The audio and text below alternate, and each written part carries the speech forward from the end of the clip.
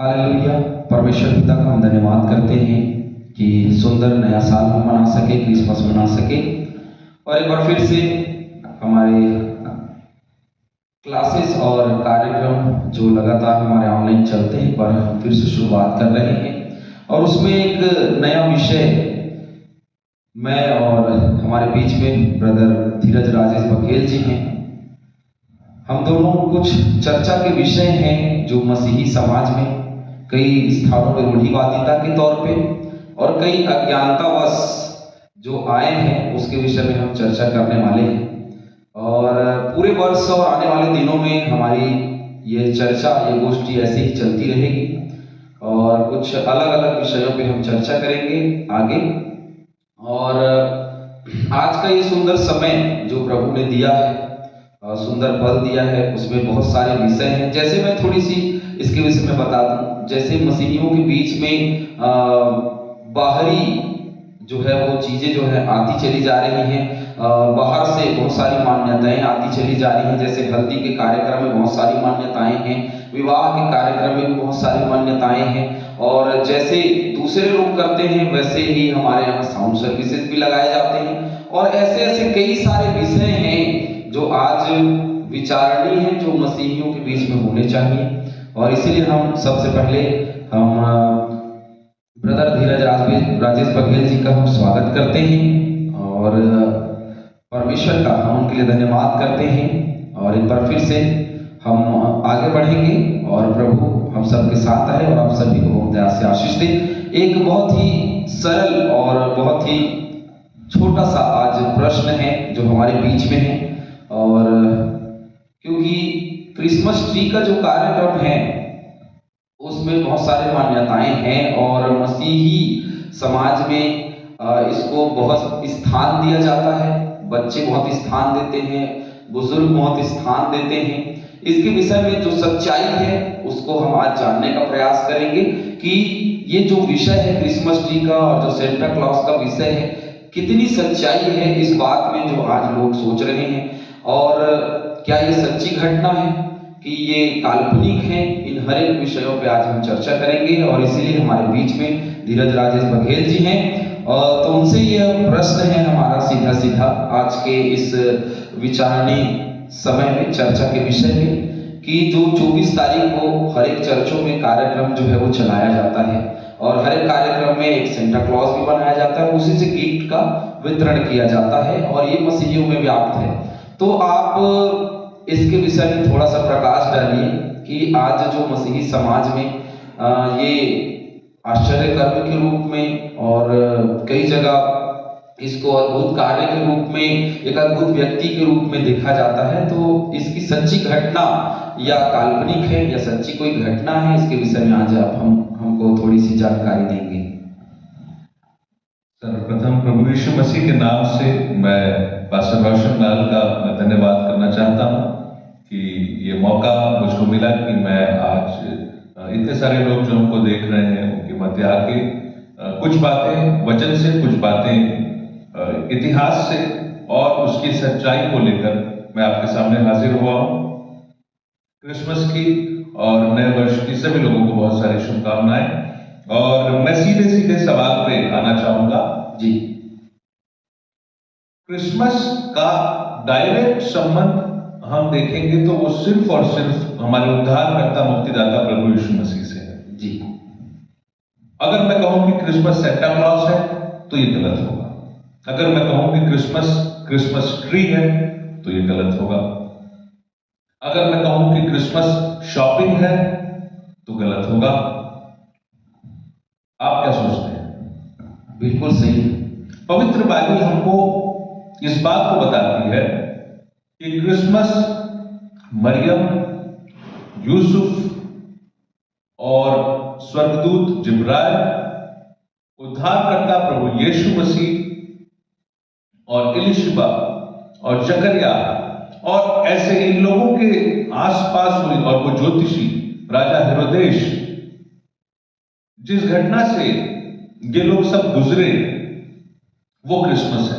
आज जो हम एक दूसरे से गिफ्ट बांटते हैं और पार्टियां करते हैं और बहुत एंजॉय करते हैं और नाचते हैं, गाते हैं, ये क्रिसमस नहीं है। और सेंटा क्लॉस नाम से एक व्यक्ति जिसकी आड़ में लोग अक्सर काफी मौज मस्ती करना चाहते हैं, तो असलियत में ये क्रिसमस नहीं है। जहां तक सेंटा क्लॉस का सवाल है,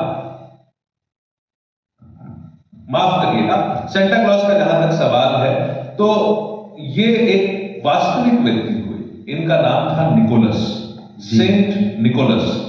सेंट भी कहा जाता है, वो बाद में कहा जाने लगा जब उनको सेंट की पदवी दी गई, पर बेसिकली ये एक व्यक्ति है जिनका नाम निकोलस था, जिनके माता पिता की एक, जैसे हम एक बड़ा एपिडेमिक जिसकी बात करते हैं कोरोना, उसी प्रकार का एक एपिडेमिक आया था, एक महामारी आई थी, करीब 4वीं शताब्दी की बात कर रहा हूं मैं, और एशिया माइनर में इनका जन्म हुआ था, और ये आज के समय में वो तुर्की कहलाता है, टर्की। जी।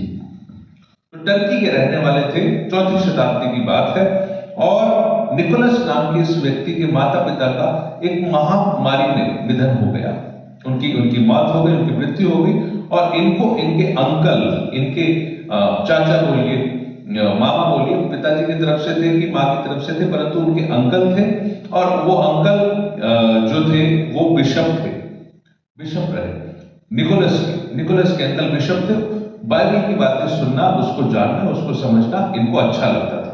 निकोलस के माता पिता बड़े अमीर थे, बहुत संपत्ति वाले थे, तो उसके कारण से इनके पास बहुत बड़ी संपत्ति छूट गई माता पिता के जाने के बाद, और इन्होंने बाइबल का एक वचन बहुत सीरियसली लिया कि अपनी सारी संपत्ति बेचकर कंगालों को खिला दो। जो बात यीशु मसीह ने धनवान व्यक्ति को कही थी, वो बात इनको उनके दिल पे घर कर गई, और ये फिर बेसहारा, गरीब, अनाथ ऐसे लोगों के बीच जा जाकर के गिफ्ट बांटने लगे, और पता नहीं चलने देते थे कि ये मैं दे रहा हूं। मैं आपसे एक घटना साझा करना चाहता हूं कि एक बहुत ही गरीब व्यक्ति था जिसकी 3 बेटियां थी। जी। जहां ये रहा करते थे, गरीब व्यक्ति जिसकी 3 बेटियां, और उसके पास पैसा नहीं था, क्योंकि उस माफ करिएगा, उस बेटी की शादी के लिए जो है बहुत ज्यादा दहेज की मांग की जा रही थी। डाउरी सिस्टम उस समय भी जो जहां वो थे, वो डाउरी सिस्टम की बात थी। वो अपनी बेटी के साथ बहुत सारा संपत्ति और धन दे नहीं पा रहा था वो गरीब व्यक्ति। ये बात जब निकोलस को पता चली, तो इन्होंने ऐसा किया कि ये जाकर अपनी तरफ से एक गिफ्ट उनको दे दिया, और वो गिफ्ट क्या था? चुपके से उस गरीब व्यक्ति के घर में गए और सोने से भरा हुआ एक पूरा बैग घर पे रख आ गए, और वो गरीब व्यक्ति बड़ा हैरान हुआ कि ऐसा कैसे हो गया, और उसने अपनी बेटी की शादी बहुत धूमधाम से की, अच्छे से शादी की। दूसरी बेटी के लिए फिर पैसा नहीं था, ये फिर गए और चुपके से ऊपर, और पुराने समय के घरों में चिमनी हुआ करती थी, जो विदेश की बात कर रहा हूं, चिमनी, क्योंकि घर में आग जलाने का स्थान होता था, तो धुआं घर से बाहर कैसे जाए, तो चिमनी के समान जो आप देखे होंगे, आपने देखा भी होगा, जो घरों में होता था पुराने समय के घरों में, अभी जो ईंटे के भट्ठे में लगाया जाता है, जी वैसे उसी प्रकार से होती है। हाँ, तो वो चिमनी जो थी उसमें, उससे इन्होंने गिफ्ट नीचे ये फेंक दिया करते थे, डाल दिया करते थे, और वो फिर घर के अंदर आके गिरता था। और उस गरीब व्यक्ति को दूसरी बेटी के समय भी इन्होंने सहायता की। फिर जब तीसरी के लिए भी पैसा नहीं था और ये सहायता कर रहे थे, तो सहायता करते उस गरीब व्यक्ति ने देख लिया, और जब उसने देख लिया तो ये अपनी पहचान छुपाने की कोशिश करने लगे। क्यों? क्योंकि ये नहीं चाहते थे कि किसी को पता चले कि मैं ये काम कर रहा हूं। और फिर ऐसा हुआ कि इसीलिए क्योंकि वो छुपाने लगे, तो वो अलग अलग अपने तरीके से अलग अलग ढंग के कपड़ों में जाया करते थे, और वो लोगों को बिना बताए गिफ्ट दिया करते थे। अक्सर घर के ऊपर छत में चिमनी के अंदर कुछ डाल दिया करते थे, और लोगों की मदद हो जाती थी। तो इस प्रकार का काम वो करते थे। बाद में उनको सेंट की उपाधि भी दी गई, क्योंकि ऐसा माना जाता है कि उनके द्वारा कुछ चमत्कार किए गए, कुछ ऐसे चमत्कार किए गए थे। और फिर फाइनली इस चीज को बहुत सीरियसली एक देश में लिया जाने लगा, जिसे हम कह सकते हैं कि और फ्रांस देश के लोग जब इस बात को बहुत सीरियसली सेलिब्रेट करने लगे तो उनको वो सेंट निकोलस कहने लगे।